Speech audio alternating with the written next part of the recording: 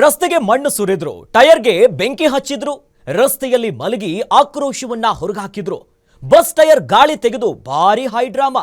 ಆಕ್ರೋಶದಿಂದ ತುಮಕೂರು ಜಿಲ್ಲೆಯ ಗುಬ್ಬಿ ತಾಲೂಕಿನ ಸಂಕಾಪುರ ದಗದಗನೆ ಹೊತ್ತಿ ಉರಿದಿದೆ. ಇದಕ್ಕೆ ಕಾರಣ ಆಗಿದ್ದೆ ಹೇಮಾವತಿ ಎಕ್ಸ್‌ಪ್ರೆಸ್ ಲಿಂಕ್ ಕೆನಲ್ ಕಾಮಗಾರಿ. ಹಾಗಾದ್ರೆ ಈ ಕಾಮಗಾರಿಗೆ ಇಷ್ಟೊಂದು ವಿರೋಧ ಯಾಕೆ? ಅಸಲಿ ಕಾರಣ ಏನು ಅಂತೀರಾ? ಇಲ್ಲಿದೆ ನೋಡಿ.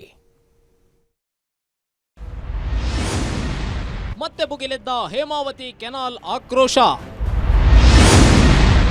144 ಸೆಕ್ಷನ್ ಜಾರಿ ಮಧ್ಯೆಯೂ ಅನ್ನದಾತರ ಕಿಚ್ಚು. ಸಮಸ್ಯೆ ಬಗೆಹರಿಸುವುದಾಗಿ ರಾಜ್ಯ ಸರ್ಕಾರ ಭರವಸೆ.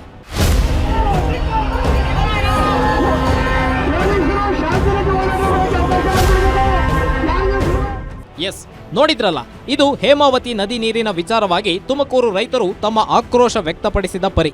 ಹೌದು, ಮುಂಜಾನೆ ತಣ್ಣಗಿದ್ದ ತುಮಕೂರು ಹೇಮಾವತಿ ನೀರು ಹಂಚಿಕೆ ವಿಚಾರದಲ್ಲಿ ನೆಗಿ ಕೆಂಡದಂತೆ ಉರಿದು ಹೋಗಿತ್ತು. ಇದೆಲ್ಲ ಆಕ್ರೋಶಕ್ಕೆ ಕಾರಣವಾಗಿದ್ದು ಡಿಸಿಎಂ ಡಿಕೆ ಶಿವಕುಮಾರ್ ಅವರ ಹೇಮಾವತಿಯ ನೀರು ತಿರುಗಿಸುವ ನಿರ್ಧಾರದಿಂದ.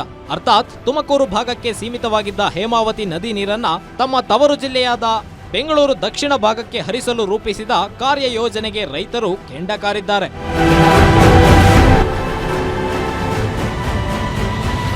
ಡಿಸಿಎಂ ನಿರ್ದೇಶನದ ಮೇರೆಗೆ ಇಂದು ತುಮಕೂರಿನಿಂದ ಬೆಂಗಳೂರು ದಕ್ಷಿಣ ಜಿಲ್ಲೆಗೆ ನೀರು ಹರಿಸೋ ಯೋಜನೆಯ ಪೈಪ್ಲೈನ್ ಅಳವಡಿಕೆ ಮತ್ತು ಕಾಲುವೆ ತೋಡೋ ಕಾರ್ಯ ಬಿರುಸು ಪಡೆದಿತ್ತು. ಇದನ್ನ ವಿರೋಧಿಸಿದ ತುಮಕೂರು ರೈತರು ಪಕ್ಷ ಭೇದ ಮರೆತು ನೀರಿನ ಹೋರಾಟಕ್ಕಿಳಿದಿದ್ರು. ಆರಂಭದಲ್ಲಿ ಸಣ್ಣ ಪ್ರಮಾಣದಲ್ಲಿ ಹೋರಾಟಕ್ಕೆ ಬಿಜೆಪಿ ಶಾಸಕರ ಸಹಕಾರ ಸಿಕ್ಕಿದ್ರ ಪರಿಣಾಮ ಸ್ಥಳದಲ್ಲಿ ಬಿಗುವಿನ ವಾತಾವರಣ ನಿರ್ಮಾಣವಾಗಿತ್ತು.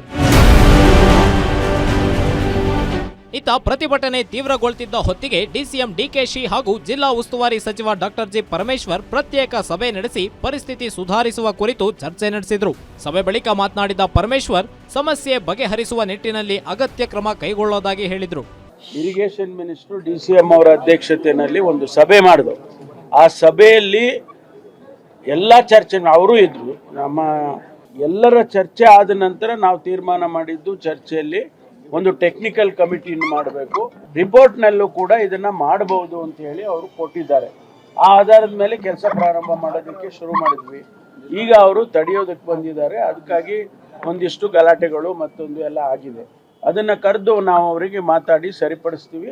ಇತ್ತ ಸರ್ಕಾರ ಸಮಸ್ಯೆಯನ್ನ ಮೈಮೇಲೆ ಎಳೆದುಕೊಳ್ಳದೆ ಅದರ ಪರಿಹಾರಕ್ಕೆ ಕ್ರಮ ರೂಪಿಸೋಕೆ ಮುಂದಾದ್ರು. ಅತ್ತ ನೀರಾವರಿ ಸಚಿವರೂ ಆಗಿರೋ ಡಿಸಿಎಂ ಸಾಹೇಬ್ರು ವೈಯಕ್ತಿಕ ಪ್ರತಿಷ್ಠೆ ಸವಾಲಾಗಿ ತೆಗೆದುಕೊಂಡಂತೆ ಕಾಣಿಸ್ತಿದೆ. ಸಭೆ ಬಳಿಕ ಈ ಬಗ್ಗೆ ಮಾತನಾಡಿದ ಡಿಕೆ ಶಿವಕುಮಾರ್ ಹೇಳಿದ್ದು ಹೀಗೆ.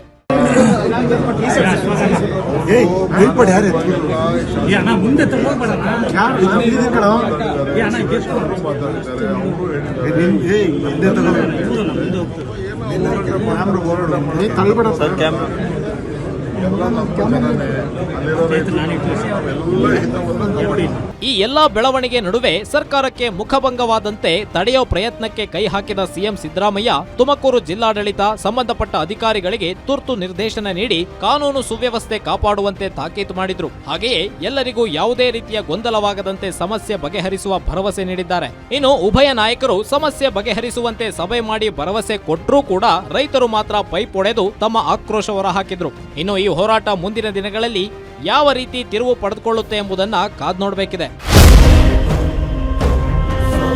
ಕವನ Shivanna, political bureau, guarantee news.